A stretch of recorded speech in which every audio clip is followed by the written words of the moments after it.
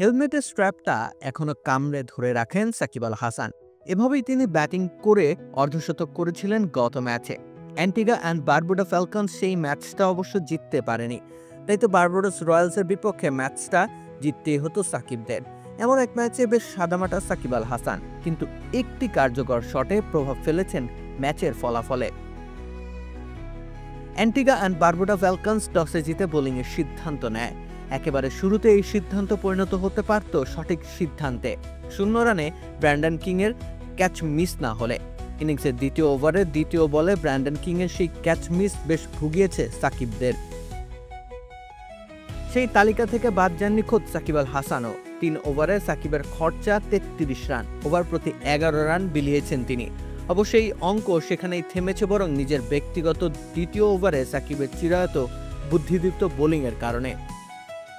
আর এটা ওইটা না, কাপড় ধোয়ার একটাই solution, Chaka all in one. Line লেন্থের ভেরিয়েশন আর ব্যাটারের উদ্দেশ্য করে বল ছুড়েছেন সেই ওভারে। মাত্র 6 রান নিতে পেরেছিলেন বারবাডোসের ব্যাটাররা। বাকি 2 ওভার রীতিমতো ভুলে যাওয়া উত্তম। প্রথম ওভারে 12 রান, তৃতীয় ওভারে 15। কোনো উইকেটের দেখাও পাননি সাকিব আল হাসান। অলরাউন্ডার হওয়ার সুবিধা তো আজীবন পেয়ে এসেছেন সাকিব। কখনো বল হাতে দিন খারাপ গেলে ব্যাট হাতে দলকে পুষিয়ে দিয়েছেন।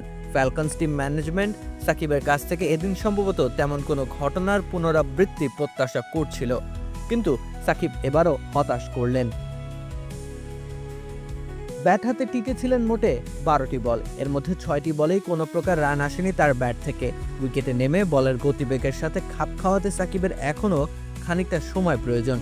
গতির বলে তার চোখের দুর্বলতা এখনও প্রকট, তবুও সময় সুযোগ আর নিজের স্ট্রাইকিং জোনে বল পেলে সাকিব তা বাউন্ডারি ছাড়া করেন দ্বিধাহীনভাবে।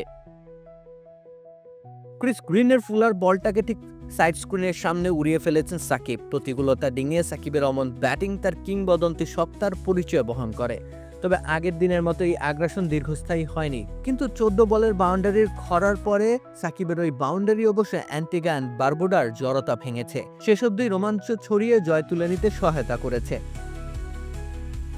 ব্যাটে বলে গড়পড়তা দিন পার করলেও মৃদু ইম্প্যাক্ট ঠিকই রেখেছিলেন সাকিব আল হাসান। 12 ওভার 2 বলের সময় ব্যাটিংয়ে আসেন সাকিব। সেই সময় দলের রান ছিল 110।